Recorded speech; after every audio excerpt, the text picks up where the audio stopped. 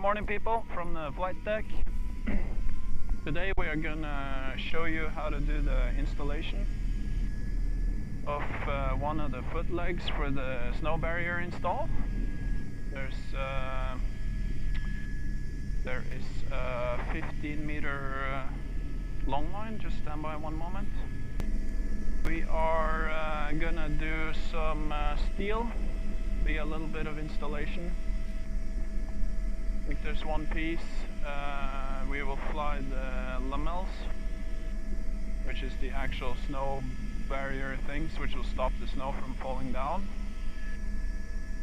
And some other things like concrete and such. Talk you through how it is that I do it, and we'll try and get some shots from some nice angles too on the ground and whatnot. Okay, here we go. So the Loadmaster has the steel, attached a chain. That's the long European information, the closest airport talking. Okay, we have a load on the hook. Load is 520, checking power. RPM has increased to 400. There's a power line that we're going to clear. It's now clear.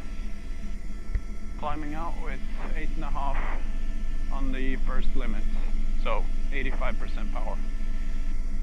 Gonna go a little bit to the side here. Oh, there comes the sun. There comes the sun right in my face. Okay, this one part had a production error to it. It was too long on the main leg. They had to shorten it some 30 centimeters ish, so it came up and we could see that it was just out of it wasn't right. Okay, so there's 4 boys on the ground, 2 on the top leg. Top leg is the most what should I say, difficult one, because the bolt has to go in a specific hole. The hole has a clearance which is 3 millimeters of room to play, and that's not a whole lot if you think about it, because this leg being 500 kilograms, several meters in length, I am 15 meters above that because the sling is 15, and the whole thing then has to be within a clearance of about 3 millimeters. So the whole deal is just kind of difficult. Now we're lining it up, and we have it lined up, and I have to drop it in there, and boom, would you look at that, the bolt went straight in. Woo! That's my kind of luck right now this morning. Okay, we lowered it. Now the boys on the lower leg will do the installation of the lower bolt. It has the same tight clearance. It's in. Waiting for the signal. There it is. Release the load. Make sure it's clear. We're clear. And off we go. Looking in the mirror.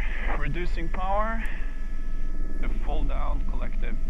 The reason I'm doing that is because the distance that I need to go, it's right down there. It's a very short distance, and I have a lot of altitude that I need to drop.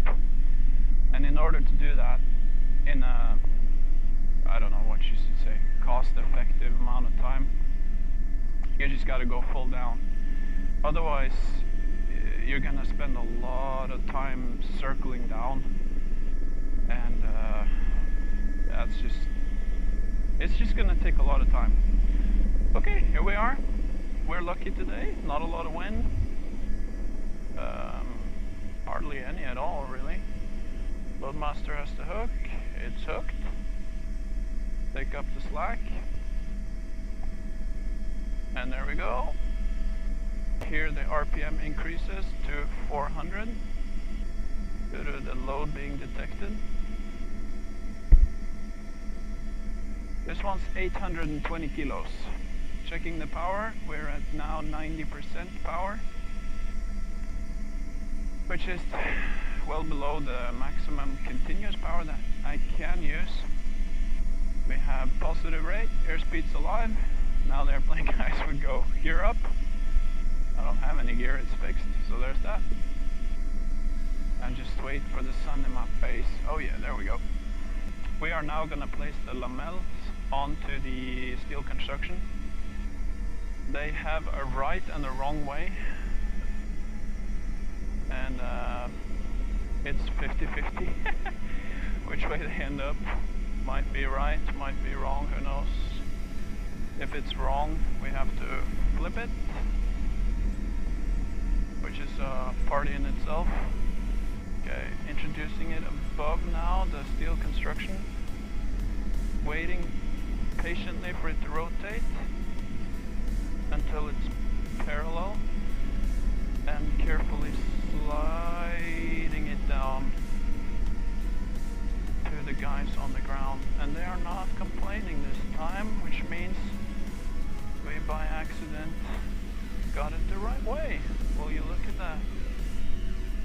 Okay, focus clear. Obstacles cleared, look in the mirror and go full down on the collective. Okay, little word of advice when doing the controls on the helicopter.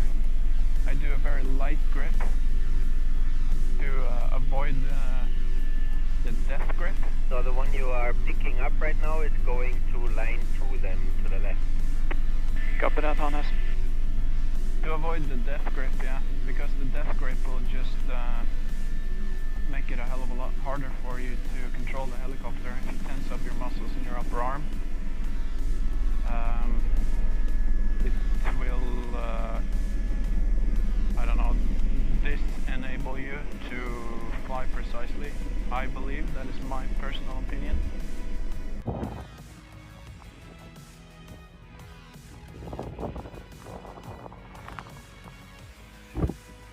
How long have you been? Yes, down there.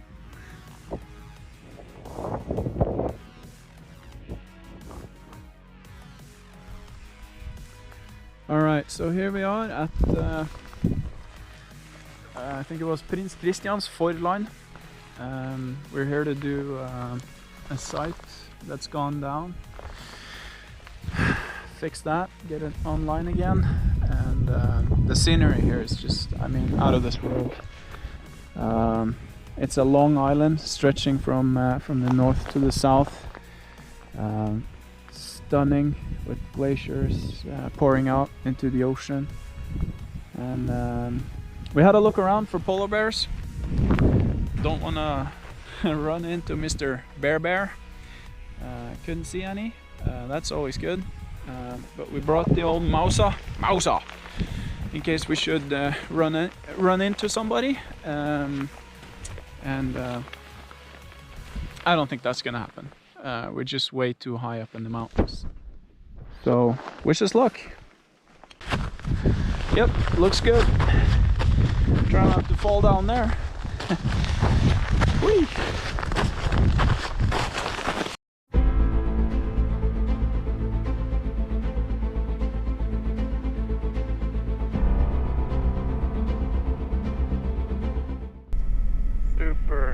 Super shiny water. Looks like I don't know, some kind of lunar terrain. Okay, here we are again.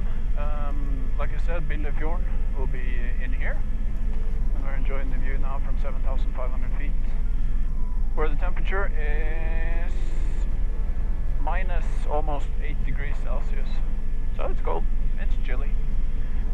Pyramid is over there, and we are going to transport a container of fuel today from Torfjell, the MS station, down to Polarsyssel, which is lying in the Billefjorden there. And that's the job for today. Yeah, so today we got a trip to Torfjell, the MS station. It's the station behind me here. which is a navigational aid to measure distance between the aircraft and the ground station. It's in need of service, which you guys will do.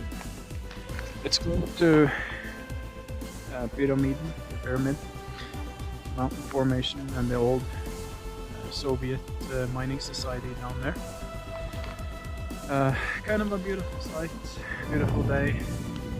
Cloud ceiling is super high, and the sun is out. It started to come a little snow now, so I guess winter is coming, like they say.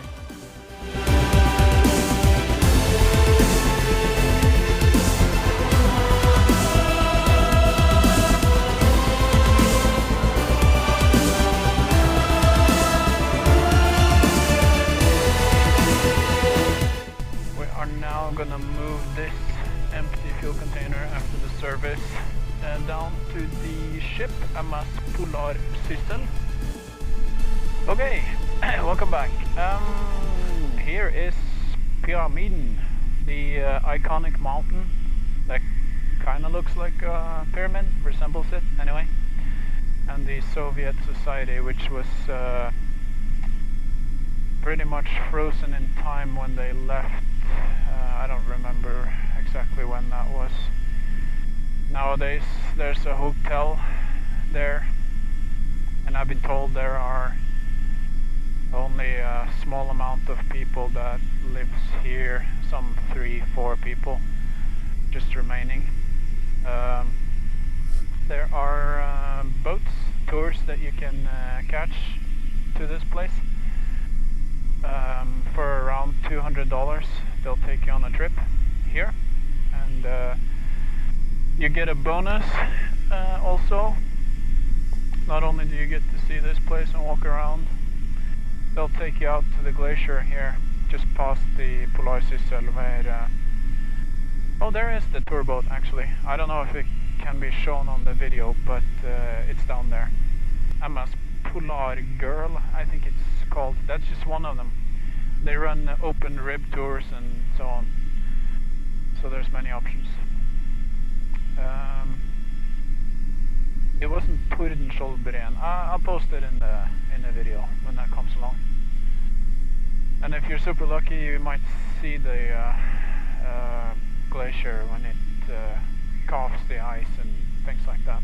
I worked several years in Greenland, and I was lucky enough to see some pretty huge chunks of ice come off. Okay, here we are, back again from the flight deck. The boat is anchored into the wind. There is some wind, but not a lot. We are to place this on the aft deck. There's a wooden deck there. Behind the heli deck that they have. The 450 container I can release on the lower release here. It's electrically operated, and it's kind of straightforward. See, they're actually thrusting now to keep the boat in place. Other boats I've flown to and from, they don't have that, so they actually wag around in the wind, just the weather waning. But this one doesn't. What a luxury. Okay, it looks super nice deck, the biggest one I have seen so far. Let's see here if we can't find the deck. There it is. Place it down nice and calm, nice and easy. Looking for antennas, anything that we could potentially crash into. I briefed with them. There aren't any. There it is, contact. And releasing. Okay, now it's important to clear the deck so you don't get caught on anything. And move away from the boat, confirming that the hook is actually clear. Let's do a little lap around this thing. So Ja, er det Prins Polarsyssel? Svarer. Ja, det gikk jo smertefritt. Takk skal du ha. God tur videre. Det var bare hyggelig. Dere får ha en fantastisk reise dit dere skal. Vi høres forhåpentligvis. Det gjør vi. Hei igjen. Ha det. Alright, that was the captain. Off we descend, guys. And back we go. Let's climb up, get some altitude. Climb out with 80 knots. Okay, thanks for watching. Hope you enjoyed. See you again soon.